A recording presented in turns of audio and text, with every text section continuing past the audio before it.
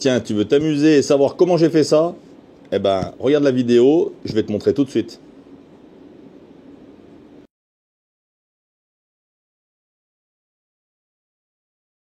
Salut, c'est Fabien du comptoir d'éclairage. Je vais te montrer aujourd'hui comment est fait un downlight. Downlight, l'éclairage à plat, globalement un éclairage sur 120 degrés. Tu retrouves ça généralement en bureautique. Et je vais te montrer aujourd'hui pourquoi ils sont si plats, pourquoi ils sont si prisés et pourquoi ils sont si peu chers. Donc là, je prends un produit 6 watts, je m'en suis servi dans une vidéo et je les ai maltraités. Donc j'en profite pour te montrer comment est fait l'intérieur d'un downlight. Je ne sais pas si tu as eu l'occasion d'en démonter. Hop, je vais te montrer très rapidement comment c'est foutu. Donc le driver qui va en entrée, ça on en a parlé dans plein d'autres vidéos. Voilà comment est fait un downlight. Donc quand j'enlève le capot de protection, j'ai l'alimentation qui va alimenter, tu vois, directement un bandeau LED, hop, qui est en courant constant. Nous avons un filtre plastique totalement opaque avec une cale qui permet de le maintenir à une distance du bandeau LED. Et ensuite nous avons, regarde bien, deux petites palettes, une qui sert de floude, donc pour bien répartir le flux lumineux et éviter d'être trop ébloui, donc tu vois c'est légèrement granuleux, et un disque, tu vois, en polycarbonate.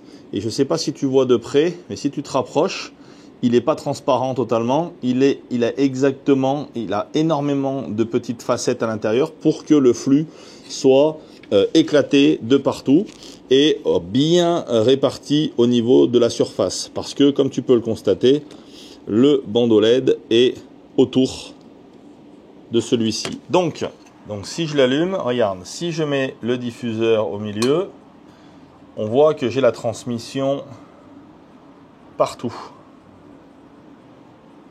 Alors, hop.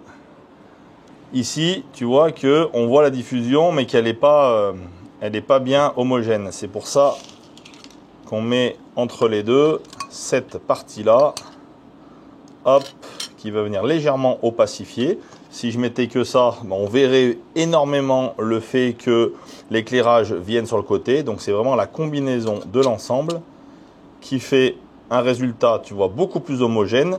Et quand on vient recouvrir l'ensemble avec une surface réfléchissante opacifiante, parce que ça ne sert à rien que l'éclairage passe au fond, et bien là on se retrouve avec un fond très joli. Si je changeais par exemple la couleur de ça c'est les petits autocollants, le comptoir.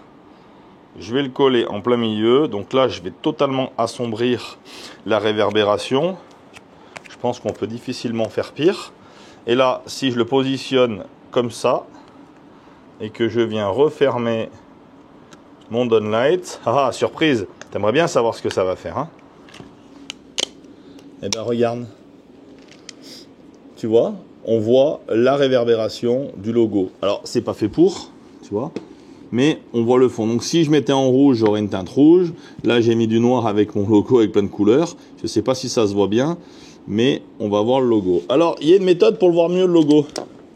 On va enlever le flood qui va devant. Et regarde, je sens qu'il y a des petits bricoleurs qui vont s'amuser à faire ça. Et là, regarde. Ben là, j'ai mon autocollant qui est rétroéclairé tout autour. Tu vois, mon autocollant, hop. Je ne sais pas si tu vois bien. Mais là, on le voit parfaitement à l'intérieur du système. Bref, voilà, comme tu peux le remarquer, je m'amuse beaucoup. Si tu as des questions, tu commentes, tu partages. J'espère que maintenant, tu sais comment est fait un downlight. Il y a différentes tailles, du 3 watts jusqu'au 24 watts. Je crois qu'on a des très gros. Puis après, on passe sur de la dalle LED. Mais souvent, c'est le même principe. Sauf quand c'est du backlight. Là, ça veut dire que l'éclairage vient de l'arrière de la dalle. Mais ça, je te montrerai dans une prochaine vidéo. À très vite.